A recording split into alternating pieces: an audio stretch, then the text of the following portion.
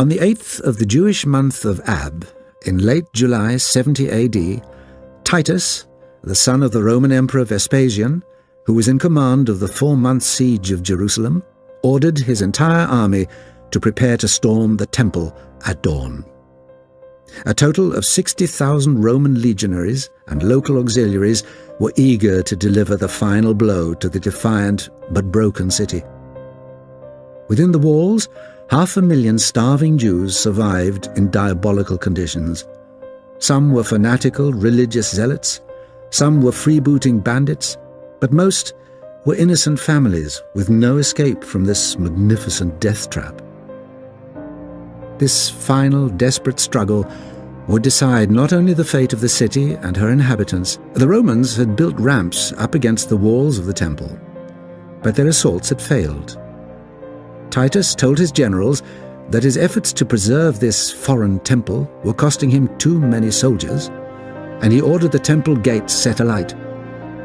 The silver of the gates melted and spread the fire to the wooden doorways, windows, and fittings within, thence to wood piled in the passageways of the temple itself. Titus ordered the fire to be quenched. The Romans, he declared, should not avenge themselves on inanimate objects instead of men. Then he retired for the night into his headquarters in the half-ruined Tower of Antonia, overlooking the resplendent temple complex. Around the city walls, there were gruesome scenes that must have resembled hell on earth. In the preceding months, Titus had ordered all prisoners or defectors to be crucified. 500 Jews were crucified each day. The Mount of Olives and the craggy hills around the city were so crowded with crucifixes that there was scarcely room for any more, nor trees to make them. Thousands of bodies putrefied in the sun, and the stench was unbearable. Dogs and jackals feasted in packs. Many Jerusalemites, as they escaped, swallowed their coins to conceal their treasure.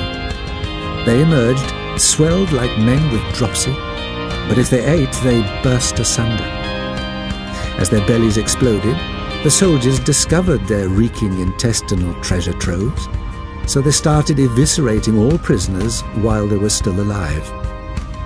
Titus tried to ban these anatomical plunderings, but the cruelties inflicted by the Romans and the rebels within the walls compare with some of the worst atrocities of the 20th century.